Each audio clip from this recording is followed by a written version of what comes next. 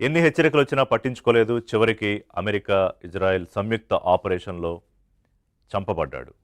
So, అతను చనిపోయిన తర్వాత ఇంకో సుప్రీం లీడర్ పుట్టుకురాడా? ఇప్పటికే మధ్యంతర సుప్రీం లీడర్ ఆయితుల్లా అలీరెజా అరాఫీ. అంటే అదంతా ఒకటే స్కూలు. లీడర్ మారొచ్చు గానీ, ఆ స్కూల్ మాత్రం ఒకటే. వాళ్ళ భావజాలం ఒకటే. షియా, సున్నీలు అంటే గల్ఫ్ దేశాల్లో ఉన్న ఇతర పొరుగు దేశాలతో ఉన్న వాళ్లతోనూ ఇరాన్‌కి పొసగదు. అటు ఇజ్రాయెల్‌తోనూ వైరం. అటు అమెరికా మాట లెక్క చేయని పరిస్థితి. ఇక అమెరికాకి ఏంటి ఇంట్రెస్ట్ ఇరాన్‌తో? అమెరికా ప్రపంచంలో ఎక్కడ ఆయిల్ ఉన్నా, ప్రపంచంలో ఎక్కడ ఖనిజాలున్నా, ప్రపంచంలో ఎక్కడ గోల్డ్ ఉన్నా అక్కడ అమెరికా డామినెన్స్ ఉండాలి. సో ఇప్పుడు ఇజ్రాయెల్‌కి ఏదైతే ఇరాన్ నుంచి కావాలో దానికి అమెరికా ఒక మద్దతు ఇచ్చింది. సో సంయుక్త ఆపరేషన్‌లో ఖమేనీని అయితే అంతం చేయగలిగారు. కానీ మరోవైపు రెవల్యూషనరీ గార్డ్స్ ఉన్నారు. వీళ్ళేంటంటే అమెరికా హెచ్చరికలను కూడా ఖాతరు చేయట్లేదు. వీళ్ళొక చాలా పెద్ద విభాగం. దేనికైనా తెగించే రకం. పైగా వాళ్ళకి ఖమేనీ అంటే విపరీతమైన స్వామిభక్తి. ఇప్పుడు వీళ్ళు అటాక్ చేశారు, ఖమేనీని చంపేశారు. తమకి అనుకూల నాయకత్వాన్ని అక్కడ పెట్టే ఆలోచన సాధ్యమయ్యేలా కనిపించట్లేదు. ఎందుకంటే ఖమేనీతో పాటు 40-45 మంది సీనియర్ లీడర్షిప్ సైనికాధికారులని హతమార్చగలిగారు. కానీ అక్కడితో ఆగిపోయిందా? భీకర యుద్ధానికి దారితీసింది. ఇప్పుడు అమెరికా మీద దాడి చేయలేదు ఇరాన్, ఎందుకంటే జియోగ్రాఫికల్గా ఫార్ అవే, చాలా డిస్టెన్స్. కానీ అమెరికా సైనిక స్థావరాలు, అమెరికా ఎయిర్ బేస్లు ఎక్కడున్నాయి? ఇరాన్ చుట్టుపక్కల గల్ఫ్ దేశాలు, UAE, Jordan, Kuwait, Qatar, Bahrain, వాటి మీద దాడి చేస్తోంది. క్షిపణులతో విరుచుకుపడుతోంది. దుబాయ్లో పామ్ జుమైరా బీచ్లో పెద్ద హోటల్ మీద దాడి జరిగింది. బుర్జ్ ఖలీఫా పరిసరాల్లో దాడి జరిగింది. బుర్జ్ ఖలీఫాకు కూడా దెబ్బ తగిలిందని తెలుస్తోంది. మరోవైపు బహ్రెయిన్, జోర్డాన్, కువైట్ అన్ని చోట్ల మిసైల్స్తో విరుచుకుపడుతోంది. వాళ్ళు కూడా ప్రతిఘటిస్తామని చెప్తున్నారు.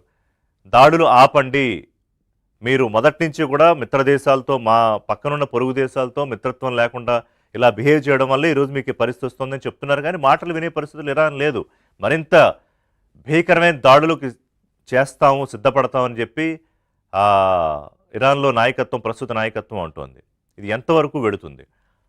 హర్ముజ్ జలసంధికి సంబంధించి అంటే భారతదేశంతో పాటు ప్రపంచ దేశాల్లో చాలా భాగానికి ఆయిల్ ట్రాన్స్పోర్ట్ అయ్యే ఒక ముఖ్యమైన కీలకమైన మార్గం. తక్కువ డిస్టెన్స్, 30-33 కిలోమీటర్లు ఉన్నా కూడా ఇరుకైన మార్గమైనా సరిగ్గా అక్కడ టార్గెట్ చేస్తే, నిన్న అక్కడ క్షిపణులు ప్రయోగించింది. అక్కడ షిప్స్ మీద, కంటైనర్ షిప్స్ మీద. అందులో భారతీయులు కూడా ఉన్నారు, బట్ అందరూ సేఫ్గా ఉన్నారు. హర్మోజ్ జలసంధిని మేము ఆపే ఆలోచన లేదు అని చెప్తూనే క్షిపణులతో దాడి చేస్తే దాని అర్థం ఏంటి? 50% చమురు దిగుమతులకు భారతదేశం ఆ మార్గం మీదే ఆధారపడి ఉంది. సో ఈవెన్చువల్లీ ఇక్కడ మనకి ఆయిల్ ధరలు పెరిగిపోయే అవకాశం కూడా ఉంటుంది. ఇక యుఏఈ మీద దాడిని ప్రధానమంత్రి ఖండించారు. అంటే మొట్టమొదటిసారి, అంతకుముందు కొంచెం రిస్ట్రైన్ మెయింటైన్ చేయండి, చర్చలతోనే పరిష్కరించుకోవాలి, ఒక దేశ సార్వభౌమాధికారాన్ని కాపాడాలి అని చెప్పారు. అంటే కొంత మధ్య మార్గంగా మాట్లాడారు. కానీ ఎప్పుడైతే యుఏఈ మీద దాడులు జరిగాయో అప్పుడు ప్రధానమంత్రి వాటిని ఖండిస్తూ ఇరాన్కి వ్యతిరేకంగా మాట్లాడినట్టే కనిపించింది. రష్యా, చైనా ఈ ఖమేనీని అంతం చేయడం, ఈ దాడిని పూర్తిగా వ్యతిరేకించాయి. మరోవైపు ఆస్ట్రేలియా, జపాన్ వంటి దేశాలు స్వాగతిస్తున్నాయి, చర్చలతో పరిష్కరించుకోవాలి. ఒకవైపు ట్రంప్ 2 రకాలుగా మాట్లాడుతున్నారు. ఇంకా భీకరమైన దాడులు జరుగుతాయి, మీరు దారికి రాకపోతే అని చెప్తూనే కొత్త లీడర్షిప్తో మేము చర్చలకు సిద్ధంగా ఉన్నాం అంటున్నారు. మరోవైపు నెతన్యాహు ఒకటే మాట, మేము ఇంకా దాడులు చేస్తాం, వేల స్థావరాల మీద దాడులు చేస్తాం. సో ఈవెన్చువల్గా ఏం కావాలి ఇజ్రాయెల్కి? తమకి థ్రెట్ కానీ ఇరాన్ లీడర్షిప్ కావాలి. అది సాధ్యం అవుతుందా? దానికి అమెరికా సహకారం తీసుకుంటోంది. కానీ ట్రంప్ చెప్పినట్టు వినడానికి ఐఆర్జీసీ వాళ్ళు సిద్ధంగా లేరు. నేను ఇందాక చెప్పిన రెవల్యూషనరీ గార్డ్స్ కార్ప్ వాళ్ళు మరింత దాడులు చేస్తే ఇది ఎక్కడి దాకా వెళుతుంది? ఈ యుద్ధం ఎన్ని రోజులు కొనసాగుతుంది? ఇప్పటికే గల్ఫ్ దేశాల్లో పరిస్థితి ఏంటి? దుబాయ్లో మొత్తం 11 నేషన్స్కి భారతదేశం నుంచి మొత్తం ఎయిర్లైన్స్ కట్. ఇప్పుడు దుబాయ్లో చిక్కుకొని తెలుగు వాళ్ళు ఉన్నారు, భారతీయులు ఉన్నారు. వాళ్ళందరూ అక్కడ ఉండాల్సిందే. ఎయిర్పోర్ట్స్ ఏం పనిచేయట్లేదు, ఎయిర్ స్పేస్ అంతా క్లోజ్. Any Gulf country. పైగా దాదాపు 90 లక్షల నుంచి 1 కోటి మంది దాకా భారతీయులు గల్ఫ్లో వివిధ దేశాల్లో పనిచేస్తున్నారు.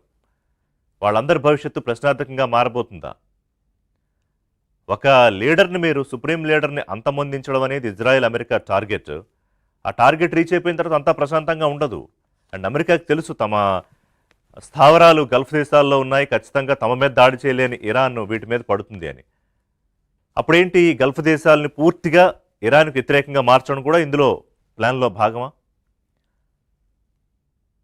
ఇప్పటికే 3 అమెరికా సైనికులు చనిపోయారు, ఇజ్రాయెల్లో 11 మంది చనిపోయారు. ఇరాన్లో ఇజ్రాయెల్ వేసిన క్షిపణులతో స్కూల్లో 165 మంది చనిపోయారు.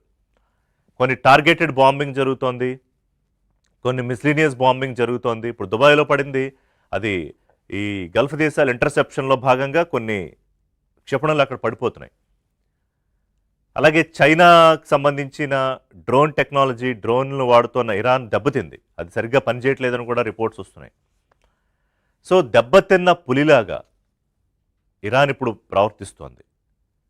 చర్చలకు వస్తారా? I have my doubts. త్వరలో సుప్రీం లీడర్ని ఎన్నుకుంటారు, ప్రస్తుతానికి తాత్కాలిక సుప్రీం లీడర్ ఉన్నాడు. వాళ్ళు ఏ నిర్ణయం తీసుకుంటారు? చర్చలో కూర్చుంటే ఓకే, అందరికీ మంచిది. కానీ దాడులు కొనసాగితే ఎంతకాలం ఇరాన్ పోరాడగలుగుతుంది? Israel highest technological weapon system ఉంది ఇజ్రాయెల్ దగ్గర. One of the strongest drone system ఉంది, టెక్నాలజీ. సో ఇరాన్ ఇజ్రాయెల్ని నిలువరించలేదు, అమెరికాని అసలు నిలువరించలేదు. ఇంత 2 బలమైన శక్తుల ముందు పోరాడి ఇరాన్ నిలబడడం కష్టమే. చర్చలో ఒకటే మార్గం కనిపిస్తున్నాయి, కానీ దానికి అనువైన పరిస్థితిని ఇజ్రాయెల్, అమెరికా కల్పిస్తాయా? అలాగే ఈ మొత్తం వ్యవహారంతో ప్రపంచ దేశాల మీద, ముఖ్యంగా భారత్ మీద ఎటువంటి ఇంపాక్ట్ పడుతుంది? ఆల్రెడీ మొదలైంది, రానున్న రోజుల్లో ఏ విధంగా ఉంటుంది? ఇవన్నీ కూడా మాట్లాడదాం ఒక బ్రేక్ తర్వాత.